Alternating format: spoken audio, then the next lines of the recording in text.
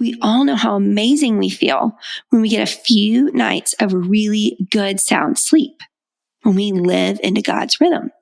The same is true for our energy ultradian rhythm.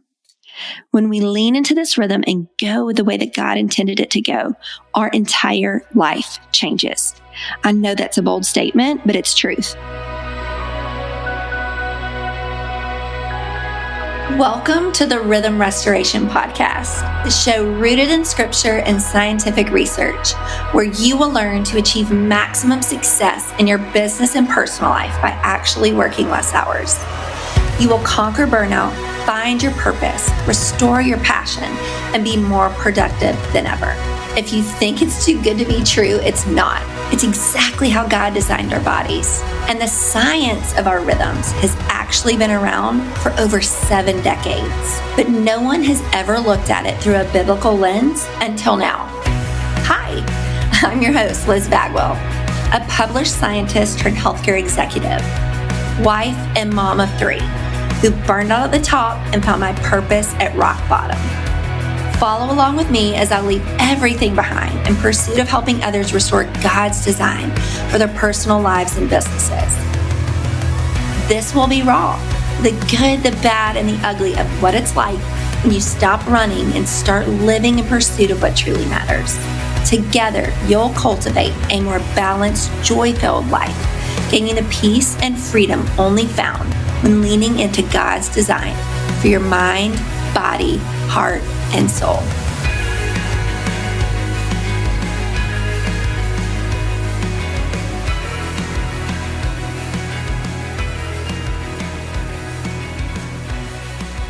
Welcome back. Are you ready to learn about how God created and designed our rhythms?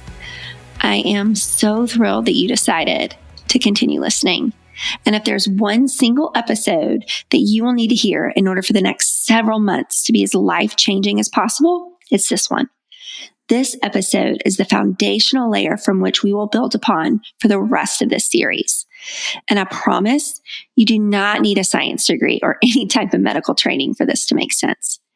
I'm going to break it down as simple as possible and make it as meaningful and impactful. And for my fellow note takers out there and visual learners listening in, I got you too.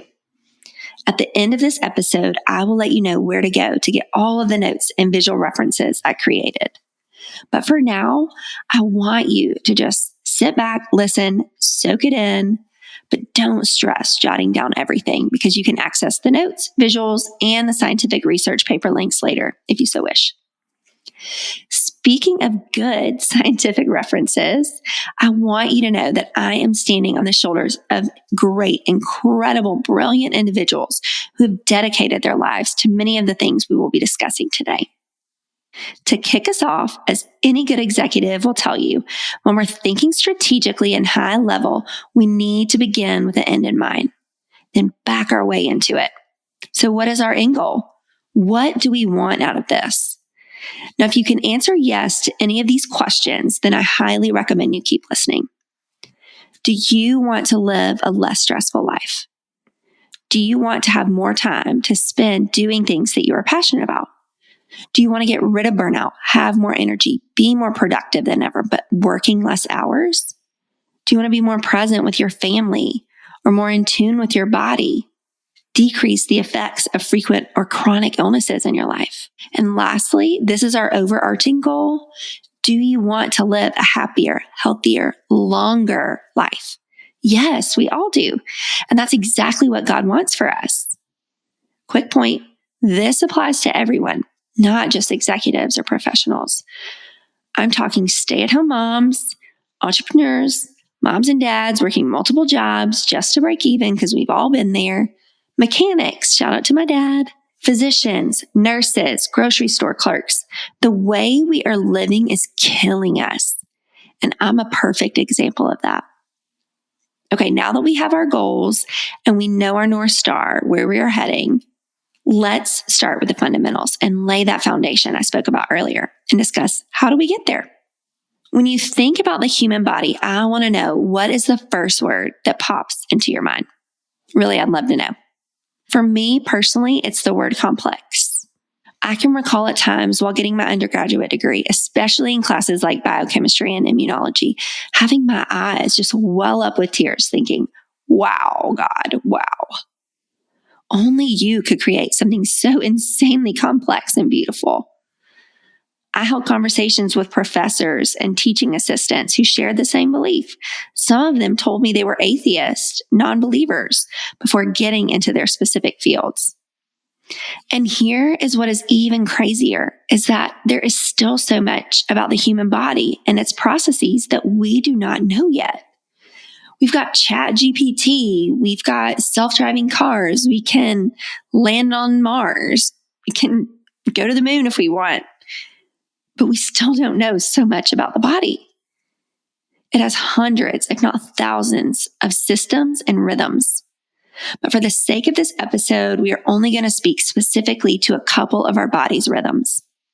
In future episodes, I'll have guest experts and myself discussing biohacks for other body systems and processes as well. There are many different rhythms within our bodies that scientists have studied in humans for over a century. I want to define for you the formal study of biological rhythms is defined as chronobiology. In the scientific literature, you will sometimes hear of rhythms described as oscillating waves. I want you to draw a mental picture. Think of rhythms as the biological ebb and flow or wave patterns, where you have these peaks and valleys. These oscillating patterns exist on large macro and small micro levels.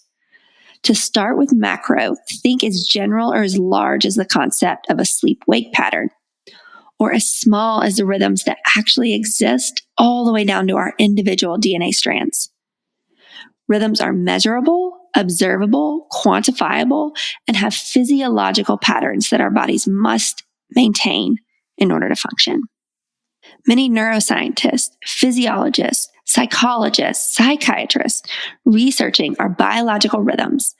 Remember, these are called chronobiologists, typically research within a specific area of the body or a system, which makes complete sense from a scientific perspective, because you want to study things on much smaller scales where you can control specific variables to help ensure the validity of your data. And as we know, that's super important.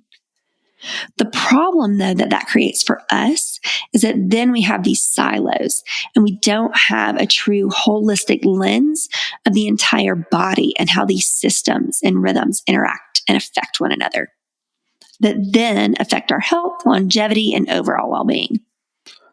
As your concierge biohacking scientist, I'm going to pull together the data, interpret it with the other systems and rhythms in mind, providing you practical ways to both find and restore your God-given rhythm.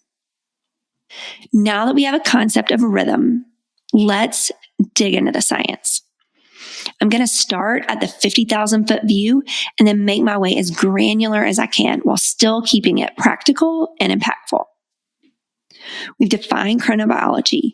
Now let's discuss two rhythms that God created critical to our well-being that fall within this category of chronobiology. Starting with the longest rhythm that we're going to focus on, the circadian rhythm. Did you know that the circadian rhythm is not just our sleep cycle? The definition of a circadian rhythm is any rhythm in our body that is 24 hours long. All of us can attest, though, that when we say circadian rhythm, we immediately think of the sleep-wake cycle. The sleep-wake cycle in humans was discovered in the 1950s by Nathaniel Kleitman, an amazing physiology researcher and also a professor. Can you guess what other well-known discovery took place in his lab with one of his students and himself? REM sleep. Now, Nathaniel must have been full of favor and living into God's design for his body, because he also discovered the circadian rhythm's lesser known but highly impactful cousin, the Ultradian rhythm. I'm going to stop here for a second to give you a recap and define the Ultradian rhythm. So a circadian rhythm is any rhythm that lasts 24 hours. We should think the Ultradian rhythm as any rhythm that is shorter than 24 hours, or many shorter versions of the circadian rhythm that occur multiple times within the 24-hour period. The first and my personal favorite ultradian rhythm that we will focus on is the energy performance ultradian rhythm. You'll hear it called energy or performance or both. And much like the term circadian rhythm, how it's automatically tied in people's minds to the sleep-wake cycle, when people use the term ultradian rhythm, they are likely referring to this specific rhythm, though we have others. This ultradian rhythm is based on corticosteroid stress hormones in the human brain, cortisol and adrenaline. The way God created this very important rhythm is essentially an oscillating wave that goes up and down, up and down, up and down throughout the day. From the start of the incline until the wave comes down is roughly about 60 to 90 minutes. The length of that trough, so the trough is going to be the lowest point of the wave, is roughly 20 to 30 minutes long. But this can vary, and we're going to get into that in later episodes.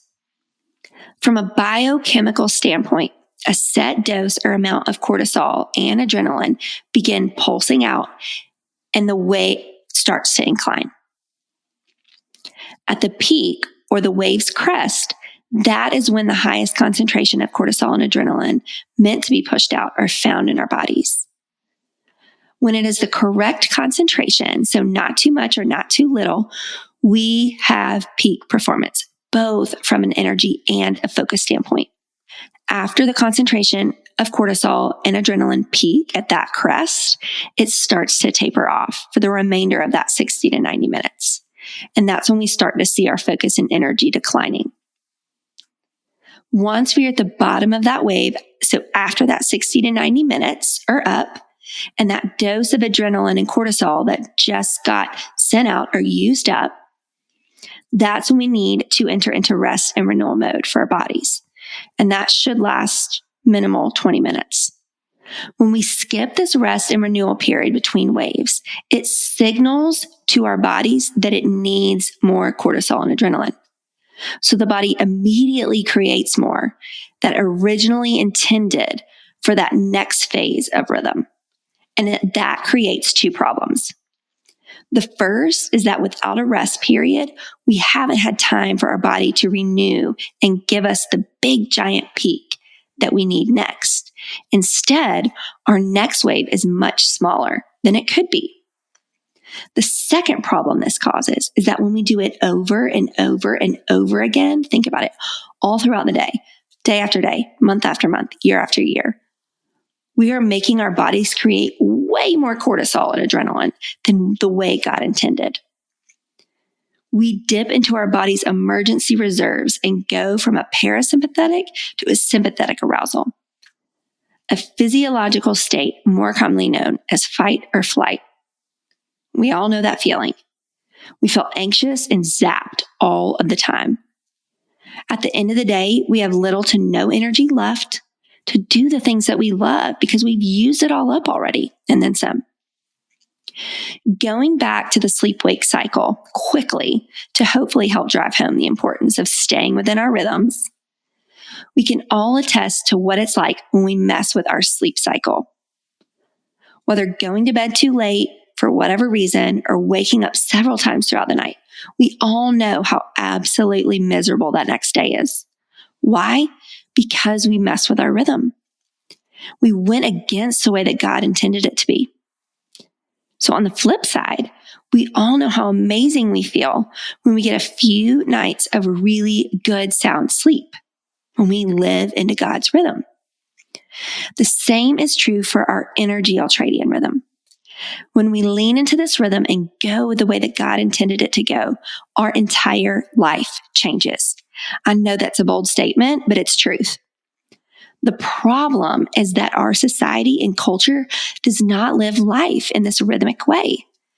We are expected to work 6, 8, 10, 12-hour shifts at a high performance with little to no breaks. And even when we are allowed breaks, our hustle culture is such that it is looked down upon, and those who take little breaks and work long hours with little to no vacation are somehow the heroes that are put on the pedestal as these ideal employees. Imagine only getting 4 hours of sleep one night and trying to give a big, important presentation the next day. We've all been there. How hard was it to remember everything, to deliver that message as sharply and as perfect as you originally intended? It's hard, even with the help of coffee. Now imagine living years, even decades, not in line with our rhythm and only getting 4 hours of sleep each night. How productive would you be over those years? I don't think it's a stretch to say not that productive at all, and certain declining in the passing years. Same for our energy rhythm. When we go years and years and years and decades, we are going to be less and less productive over time.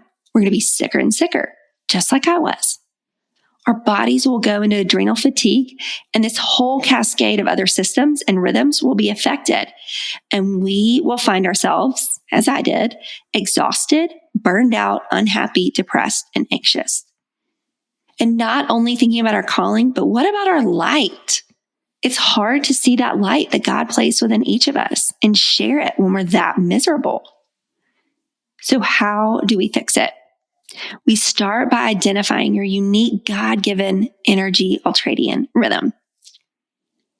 I want to caution you here.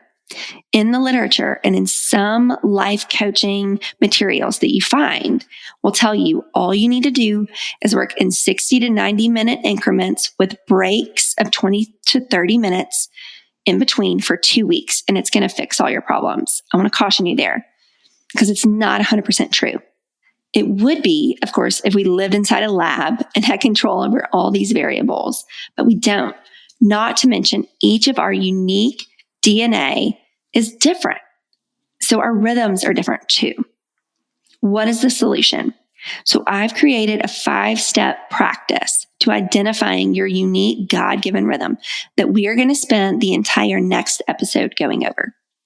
Before we go into scripture, I want to back up the information that I just told you with a famous scientific research study done way back in the 90s. I say way back, but doesn't it feel like just yesterday we were in the 90s, but also at the same time in eternity?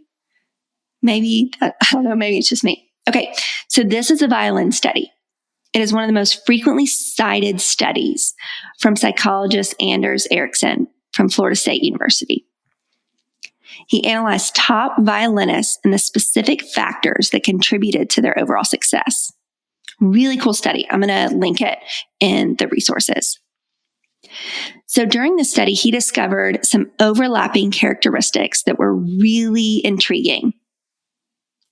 One of the most notable being was that they divided their practice into 3 sessions a day. The study looked at several different groups of violinists, all grouped based upon how they structured their day. There's a definite pattern that shows top violinists follow the same practice formula where they focus for 90 minutes and then they rest. They focus for 90 minutes and then they rest, and so on, but only do this for a maximum of 4 hours a day. And this group was actually significantly more successful than those that did not take as many breaks or practice all day long. This study has been replicated in various disciplines over the years, and no doubt the results stack up and check out. Across any discipline, when you lean into your rhythm like they did and give your brain and body a break, you are living at your highest potential. Working, practicing, studying less hours, living the life that God designed for you. Okay, so where does scripture fall into all of this? The strongest argument that can be made, scripturally speaking, lives in the very first chapter of the Bible. Starting with Genesis 1, we have, of course, the creation story. There we find a Hebrew word, yom, which means day, and it's used over 2,000 times in the Old Testament. Per Don Stewart, a well-known Christian author and preacher, many Old Testament scholars contend that the ancient Hebrews would have only understood the days listed in Genesis 1 as literal days, so 24 hours. Another scholar who focuses on the Old Testament, this is James Barr from Oxford, is quoted to say, "As far as I know, there's no professor of Hebrew or Old Testament at any world-class university who does not believe that the writer of Genesis intended to convey their readers the idea that creation took place in a series of 6 days, which were the same as days as 24 hours that we know of today. On the surface, it doesn't seem like that big a deal until you think about that connection scientifically. If we assume a day to be 24 hours here based upon the Bible, isn't it rather incredible that it also takes the whole world almost 24 hours to rotate on its axis? And that's also the exact amount of time in many of our rhythms. And I'm not just speaking to humans. It's the same for many animals, plants, and insects. Now you might say, all right, Liz, maybe this is gravity, right? Keeping all this rhythm and light and darkness. Well, guess what? Many scientists thought the same. So they sent samples of various different types of organisms up into the galaxy where they could see how they do at zero gravity and in no light. And they are shocked to find it didn't change their rhythms. Wild, right? There's so many different research studies like this that are so cool and get me so geeked out. I love it. It gives me goosebumps just thinking about them. I'll also share those other really exciting research papers in the resources. Before I get into this episode's cool biohack, I'm going to recap our high points because this is our foundation. All right. So God created humans as complex beings with multiple systems and rhythms that all interact with one another, and they must maintain in order to properly function.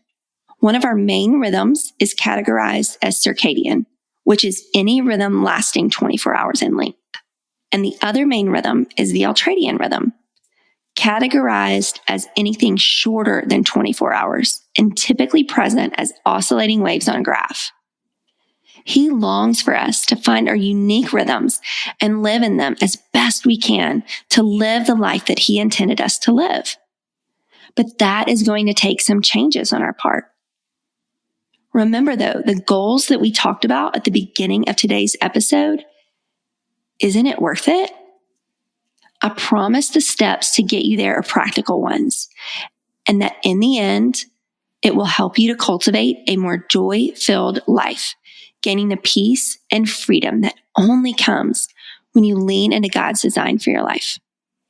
At the end of each episode, I share either a pearl of wisdom from my experience or a scientific biohack that can easily be applied to your everyday. For today's episode, I'm going to give you another biohack. We need to reframe the way that we think about our brain. It is not a computer. Though sometimes we feel like we cannot turn it off, it's not a computer. Instead, we need to think of it like a muscle. Well-known neuroscientist Dr. Sahar Youssef states during those rest and renewal periods of our day, we must turn our brain off. She gives a sprinter analogy that I want to share with you. When a sprinter is done with a race, do they keep racing laps until the next race? No. They totally rest between and save up the energy needed for those muscles. The exact same is true for our brains. God created them to work like a muscle, not a computer. My personal favorite brain break is a walk in nature. You also need to be sure not to be listening to anything during that time either. And I'll share the why behind that in the next episode, which will provide you not only the 5 steps to identifying your own unique God-given rhythm, but I'll also provide you with tons and tons of biohacks in a single episode. So stay tuned. And for those that would love the notes and or the visual aids and would like to check out those scientific research papers that I discussed in this episode, you can head to my website, rhythmrestoration.co. So that's .co, not .com, and go to podcast, and under episode 2, you'll find everything there and more. Did you know that one of the biggest secrets to come out recently, and it's really not even just a secret, it's a true biohack to living a longer life, and this is scientifically proven because otherwise I would not be saying it, is human connection, that true human connection that we all long for. So let's really connect, and I mean it. I cannot wait to go on this journey with you and help discover and restore your individual rhythm and life. You can find me on Instagram at LizBagwell7 or head on over to my website, rhythmrestoration.co, that's .co, not .com, where I share all things life, family, other biohacks, and simple ways to lean into God's true design for your life. It would mean the world to me if you could share this episode with a friend, family member, or coworker, or all three, and if you left me a review on your favorite podcast app. Thank you truly from the bottom of my heart for listening to the Rhythm Restoration Podcast. All my light and love, Liz.